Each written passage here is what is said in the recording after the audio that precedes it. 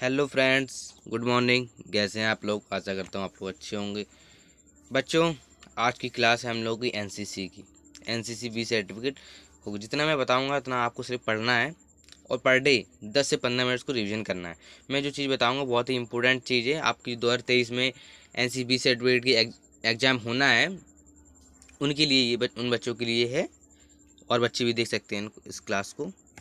तो सबसे पहले मैं बताऊँगा कि एनसीसी जो भी एग्ज़ाम होना है 2023 में, उसकी प्रिपरेशन कैसे करें। आपको कुछ पढ़ने के लिए एक हैंडबुक ले लीजिए। ऐसी 140 रुपये की, 150 रुपये की आएगी, उससे आपको काम चल जाएगा। नहीं तो मैं आपको जो बताऊंगा सिर्फ उतना ही आपने कॉपी में नोट करके पर डे 10 से 15 मिनट पर डे रिविजन करिए, आपका इससे हो जाएगा।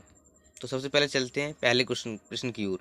पहला प्रश्न हमारा दिया गया है, ये 5 नंबर में पूछा जाता है। ड्रिल ड्रिल ड्रिल क्या है?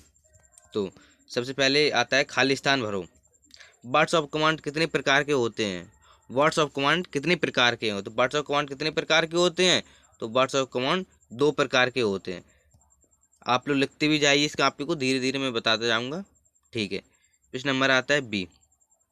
शरीर को आराम की स्थिति में लाने के लिए शब्द का कमांड दिया जाता है आराम से। क्या दिया जाता है? आराम से। जब कोई आर्मी मैन आपको, आप सावधान की स्थिति में होते हैं तो शरीर से 10 के आराम देना है, तो क्या कहते हैं? आराम से। आराम से का। ठीक। प्रश्न नंबर आता है सी।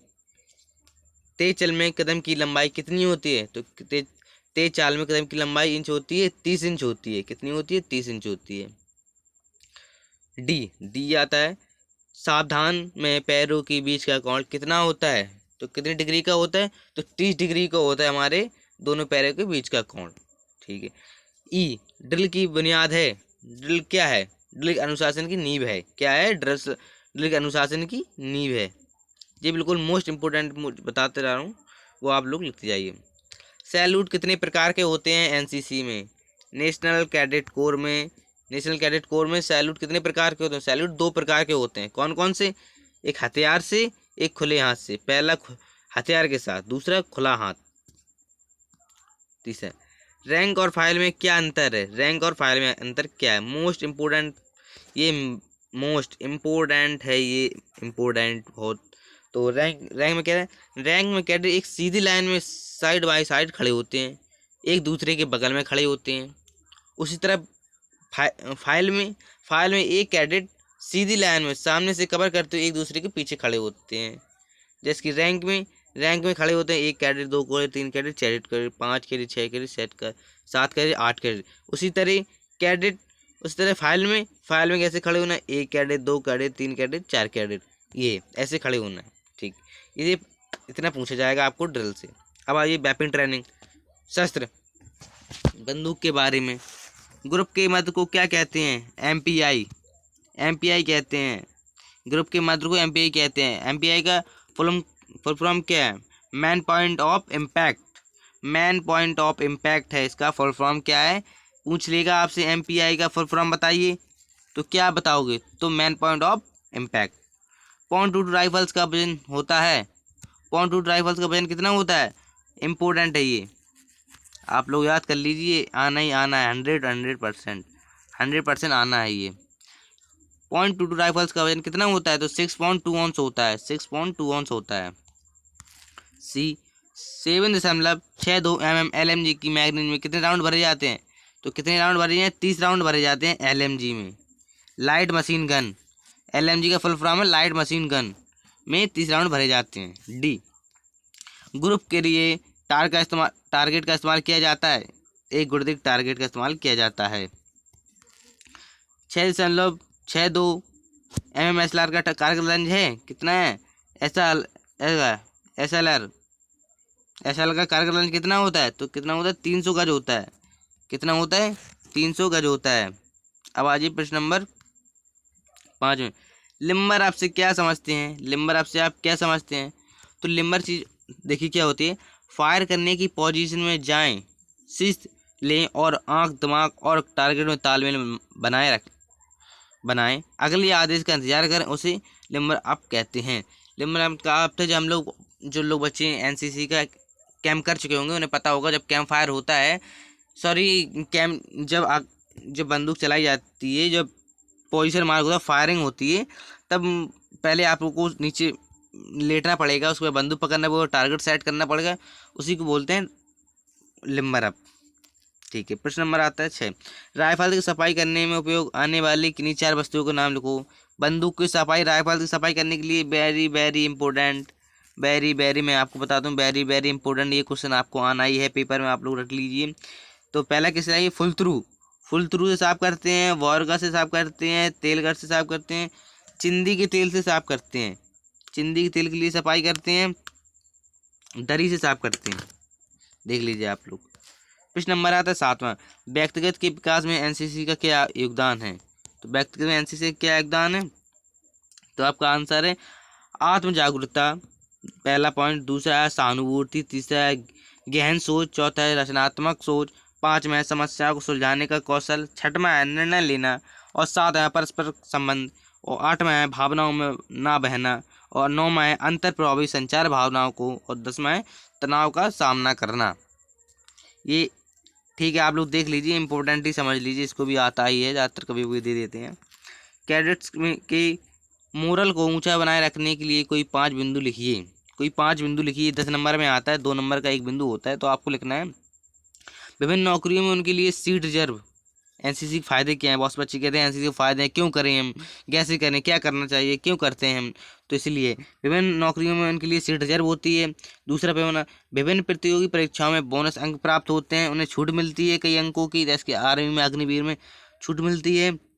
जिसे मेगावी कैडेट को स्कॉलर देना, एनसीसी स्कॉलर भी देती है। आपके ड्रेस का, जूते का, मोजे का, खाने का, जितना कैंप में आने का, किराए जाने का, सब कैंप जो खर्चा होता है वो सरकार उठाती है। प्रमोशन में जिम्मेदारी देना, अच्छी कार्यों के लिए पुरस्कृत करना, एनसीसी कैडेट के लिए वेलफेयर कार्यक्रम चलाना, कैंप में के खेल कूद प्रतियोगिता आयोजित करना, सांस्कृतिक कार्यक्रम आयोजित करना, एडवेंचर के लिए भेजना। ये आपका मेन ये है। तो प्रश्न नंबर आता है 9। प्रेरणा कितने प्रकार की होती है? प्रेरणा कितने प्रकार की होती है?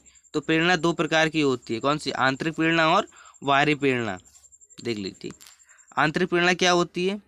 वैसे इतना इम्पोर्टेंट नहीं, छोड़ दीजिए, आपको बस 2 ये करना है, जो मैं बता रहा हूँ वो आप लोग लिमिट का वर्णन कीजिए। आपको इसके बारे में, व्यक्तिगत के विकास के बारे में बताना होगा, आत्म विकास के बारे में, अनुशासन के बारे में, भ्रष्टाचार के बारे में बताना होगा। इसकी हम लिंक आपको दे देंगे, तो आप लोग पढ़ लीजिए उससे। तो प्रश्न नंबर आता है 11। आचार संहिता के कोई 5 तत्व लिखिए। वेरी वेरी इंपॉर्टेंट क्वेश्चन है, आप लोग ये याद ही कर लो तो ज़्यादा अच्छा होगा। तो पहला इसमें लिखना है आपको, उपकार ग्राहकों की भलाई और सुरक्षा के लिए चिंता। दूसरा, गैर मैलिफिसेंस ग्राहकों को जानबूझकर नुकसान पहुंचाने से बचना चाहिए। गोपनीयता, ग्राहक के अधिकारों और विचारों का सम्मान करें। सामाजिक न्याय, निष्पक्ष और न्याय संगत तरीके से सेवाएं प्रदान करें। सतता। 12वां क्वेश्चन आता है, कैडेट के नेतृत्व विकास में सहायक एनसीसी की विभिन्न गतिविधियां लिखिए। आपको इसमें 5 गतिविधियाँ पूछी जाएंगी, तो आपको कोई भी 5 लिखना है, इनमें से जरूरी नहीं है पहले यही लिखना है, यही लिखना है, आपको जो आए आपको वो लिखना है। तो सबसे पहले आप लिख लीजिए, एक अच्छी नागरिक का निर्माण करना एनसीसी का मुख्य भूमिका है। दूसरा आता है, एकता और अनुशासन के साथ श्रद्धा के देश की सेवा करना। अनुशासन की भावना किसी व्यक्ति के अंदर पैदा करना। हर एक व्यक्ति के अंदर निस्वार्थ सेवा भाव करना। राष्ट्रीय ध्वज का सम्मान करना, देश की कानून व्यवस्था का सम्मान करना, सभी धर्म और संस्कृति का सम्मान करना, धर्म और महिला का सम्मान करना। अब ये जो आपको फुल फॉर्म बताएंगे, ये इंपॉर्टेंट है, सारे ही आपको याद करना है। तो WTLO का फुल फॉर्म कहते हैं, तो होल टाइम लेडी ऑफिसर। और दूसरा है NGO, नॉन गवर्नमेंटल ऑर्गेनाइजेशन। तीसरा आता है ANO, associated NCC officer. RTI, right of information. पांचवा आता है YEP, यूथ एक्सचेंज प्रोग्राम। ये इम्पोर्टेंट। लीडर किसे कहते हैं? लीडर हर एक बटालियन में, हर एक स्कूल में एक लीडर होता है, लीडर।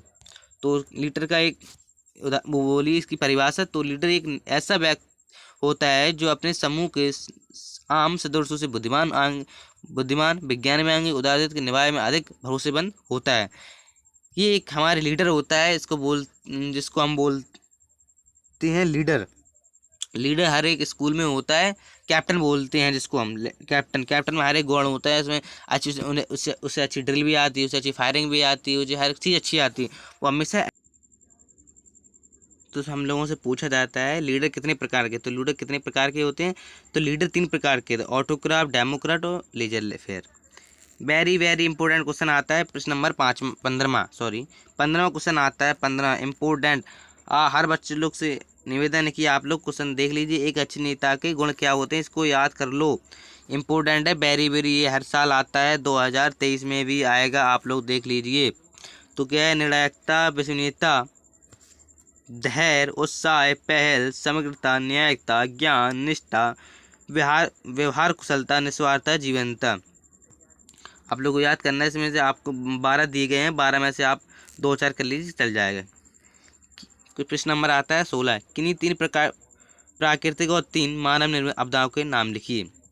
तो कौन कौन सी प्राकृतिक आपदाएं, जैसे कि भूकंप आता है, चक्रवात आता है, बाढ़ आता है, सुनामी, ये इंपॉर्टेंट चीज़ बता रहे हैं हम, आप लोग देख लीजिए, बाद में निकालिए नहीं। जैसे कि स्वयं से जो होते हैं वो, जैसे एक्सीडेंट है, युद्ध है, बम विस्फोट है, आतंकवाद है, जातिवाद है।